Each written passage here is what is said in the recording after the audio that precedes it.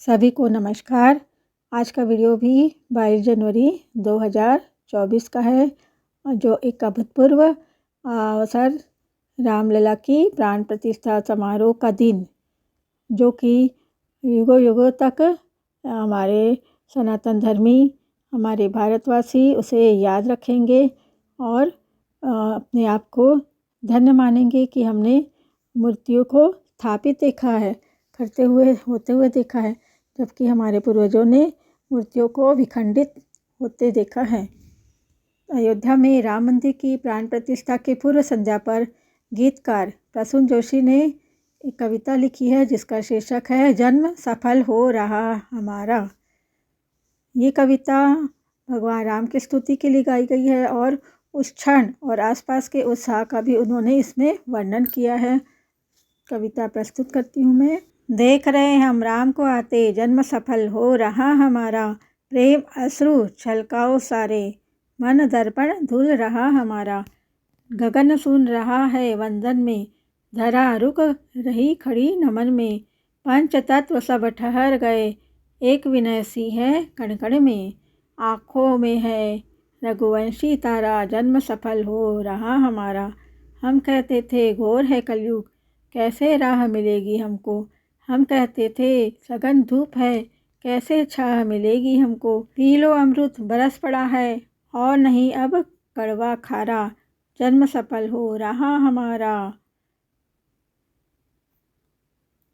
राम डली घुलने दो मन में, मंद मंद मुस्काते जाओ। राम नाम रख लो होठों पर, धीरे धीरे गाते जाओ। बड़े भाग्य है इस पीढ़ी के, मगन हुआ अस्तित्व ये सारा। जन्म सफल हो रहा हमारा। बड़े अभागे हो यदि तुमको राम नाम पर प्रेम न आए। अंधकार को दोष नहीं यदि दीपक कोई बुझाता जाए। राम नाम की बरखा में तो पूरी सृष्टि भीग जाती है। मूल भी गता शूल भी गता, बंजर धरती तर जाती है। एक सूत्र में पिरा सके जो ऐसी दूजी शक्ति कहा है। पत्थर तैर जाए सागर में, ऐसी दूजी भक्ति कहा है।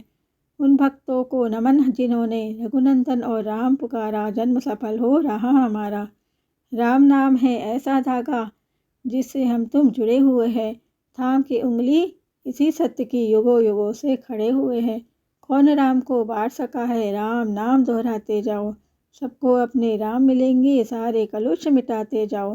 राम नाम की ज्योति जलाओ, दूर करो सारा अंधियारा। देख रहे हम राम को आते, जन्म सफल हो रहा हमारा।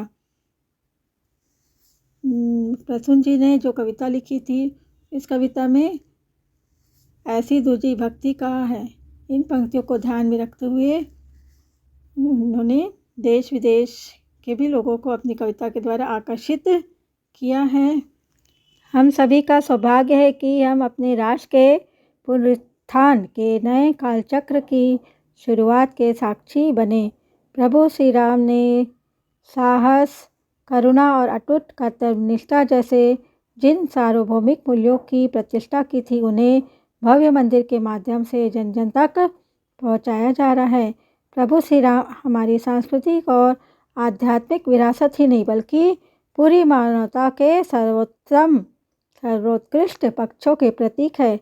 न्याय और जन कल्याण पर केंद्रित प्रभु श्री राम की रीति का प्रभाव हमारे देश के शासन संबंधी वर्तमान दृष्टिकोण पर दिखाई देता है। प्रार्थना है कि प्रभु श्री राम विश्व समुदाय को सही मार्ग पर ले जाए, ये सभी जीवन में सुख और शांति का संचार करे।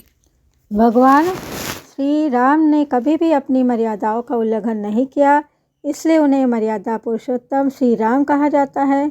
ऐसे में आज के युग में भगवान राम के चरित्र से कई बातें सीखी जा सकती है, जो व्यक्ति को हर स्थिति के लिए तैयार करती है। हिंदू धर्म में भगवान राम को भगवान विष्णु का ही अवतार माना जाता है। वे अयोध्या के महाराजा दशरथ के 4 पुत्रों में से सबसे बड़े पुत्र थे। उन्हें एक आदर्श पुरुष के रूप में देखा जाता है। उनके चरित्र में कई ऐसी विशेषता है, जिन्हें अपनाने पर व्यक्ति हर समस्या का निदान पा सकता है। भगवान राम माता पिता की आज्ञा का पालन करने वाले थे। भगवान राम सबसे बड़े पुत्र थे। इस अधिकार से उन्हें अयोध्या की राजगद्दी सौंपी जानी थी। लेकिन माता कैकेयी के आदेश का पालन करते हुए उन्होंने राजपाट की जगह वनवास चुना। इससे मानव मात्र को यह शिक्षा लेनी चाहिए कि माता पिता की आज्ञा का पालन करना ही संतान का सबसे बड़ा धर्म है। उनका दूसरा बात होता है या दूसरा उदाहरण लिया जा सकता है धैर्यशीलता से। आज के इस समय में मनुष्य में धैर्य की कमी पाई जाती है, जो व्यक्ति के लिए कई समस्याएं खड़ी कर देती है। ऐसे में राम जी का जीवन धैर्य का एक उत्तम उदाहरण है। जब माता कैकेयी ने राम जी को 14 वर्ष का वनवास का आदेश दिया, तब राम जी ने इसे पूरे धैर्य के साथ स्वीकारा। वही समुद्र पर सेतु तैयार करने के लिए तपस्या की। इसके साथ ही जब माता सीता को पुनः वन में जाना पड़ा, तब श्री राम ने भी राजा होते हुए भी सन्यासी की तरह जीवन व्यतीत किया। श्री राम जी आदर्श भाई के प्रतीक है। एक आदर्श पुत्र होने के साथ साथ राम जी एक आदर्श भाई का भी उत्तम उदाहरण है। आज के इस कलयुग में जब भाई भाई का दुश्मन बन जाता है, ऐसे में वनवास के दौरान राम जी के भाई भरत उन्हें वापस अयोध्या लेने आए तो उन्होंने माता पिता की आज्ञा को ही सर्वोपरि रखा और राजपाट भरत को ही सौंप दिया। हमें राम जैसा मित्र बनना चाहिए। मित्रता निभाने में भी श्री राम जी सबसे आगे रहे। केवल सुग्रीव और विभीषण इनके परम मित्र रहे हैं और स्वयं इन सभी के संकट उन्होंने झेले। बिना कोई भेदभाव किए उन्होंने सभी के साथ अपनी दोस्ती निभाई। पूजी ग्राम देवी सुरनागा, कहू बहोरी देन बलिभागा। जही विधि होई राम कल्याणु, देऊ दया करिसो वरदानु।